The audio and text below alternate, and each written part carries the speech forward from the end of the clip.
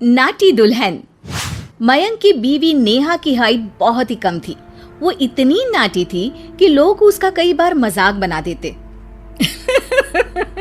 अरे नेहा, तेरे लिए तो मुझे किचन में टेबल रखना पड़ेगा। माँ जी, इतनी भी नाटी नहीं हूँ मैं, और हाँ, हिल्स पहनकर तो बिल्कुल आपके बराबर आ जाती हूँ। अरे तेरे पापा ने महंगी कार का लालच दे दिया, वरना तो मेरे बेटे के लिए लंबी लंबी लड़कियों की लाइन लगी थी। क्या बताऊं तुझे, कटरीना फैल थी उनके सामने। पर माँ जी, आपका मयंक भी तो हाइट में कौन सा अभिषेक बच्चन की तरह है जो कटरीना मिल जाती। वैसे भी मेरी और इनकी जोड़ी तो राम सीता की जोड़ी है, राम सीता की। एक दिन सभी खाना खा रहे होते हैं, तभी माँ, दाल बहुत अच्छी बनी है, जरा और देना। रुको जी, मैं लेकर आती हूँ, किचन में है, वैसे भी मैं खड़ी ही हूँ। ये सुनकर सास हंसने लगती है। तुम खड़ी हो या बैठी, एक जैसी लगती हो। बस कीजिए जी, अभी हिल्स नहीं पहनी है, वैसे भी हिल्स पहनती हूँ तो आपके बराबर ही लगती हूँ। एक दिन नेहा सब्जी लेने बाहर निकलती है तो पड़ोसन कहती है, अरे देखो देखो कितनी नाटी है, मयंक तो दिखने में अच्छा है, हाइट भी ठीक ठाक है, फिर क्या जरूरत थी ऐसी नाटी बहू लाने की। दहेज बहन, दहेज, अंधे हो गए थे पैसों के पीछे, अब करे जगह साई। दोनों की बात नेहा सुन लेती है और उसे बहुत गुस्सा आ जाता है। आंटी जी, एक बात बताओ, मेरे पापा के पास पैसे हैं, उनको अच्छी लड़की की तलाश थी, ये पसंद आए और शादी हो गई, इसमें मेरा क्या कसूर है जो आप लोग मुझे सुना रही हैं? अरे नहीं नहीं नेहा, हम तो तेरी सास की बात कर रहे थे कि कितनी लालची औरत है। देखिए, वो लालची नहीं है, हाँ, उनकी कुछ शौक है जो वो अपने बेटे से पूरा करवाना चाहती है, और देखा जाए तो उसमें उनकी गलती भी क्या है भला। अगर इन्होंने मुझसे शादी की है तो जरूर कुछ न कुछ तो अच्छाई नजर आई होगी ना। और अब ना तो मैं आपकी बहू हूँ और ना ही आपके रिश्तेदारों को मुझसे मिलना है, फिर ये बात समझ नहीं आई कि आप इतना परेशान क्यों हो रही हैं। ये बोलकर नेहा वहाँ से निकल जाती है। नेहा, चलो तैयार हो जाओ, हम लोगों को एक पार्टी में जाना है। नेहा तैयार होकर पार्टी में जाती है, जहाँ मयंक का दोस्त उससे कहता है, अरे मयंक, तू लकी है यार, तेरी बीवी की हाइट इतनी कम है कि तुझे बच्चे की जरूरत ही नहीं है, भाभी ही बच्ची जैसी है।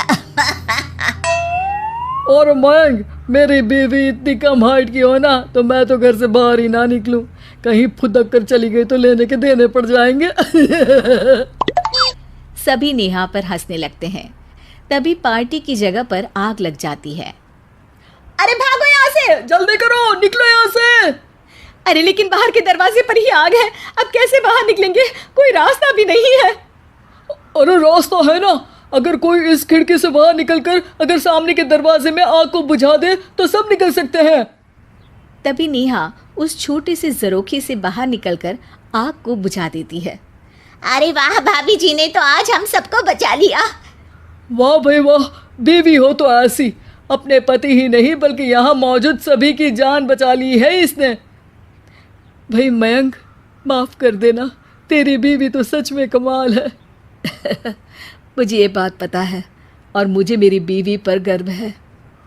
नेहा मुस्कुराकर अपने पति की तरफ देखती है। कुछ दिनों बाद जब नेहा और उसकी सास मार्केट जाती है, वहाँ पर, अरे भैया, ये कपड़ा तो देना, कितने का पड़ेगा? माता जी, ये तो बहुत महंगा कपड़ा है, लेकिन अब बस सिर्फ 2 मीटर ही बचा है, मेरे तो किसी काम का है नहीं ये टुकड़ा, तो आप 100 रुपया ही दे दीजिए। अरे भैया, तो मैं क्या करूंगी इस टुकड़े का, लेकिन वैसे है बड़ा ही सुंदर। तभी नेहा बोल पड़ती है, इसमें तो मेरी पूरी ड्रेस बन जाएगी। ये कहकर वो कपड़ा ले लेती है। अगले दिन नेहा वो ड्रेस पहनकर सास के सामने आती है।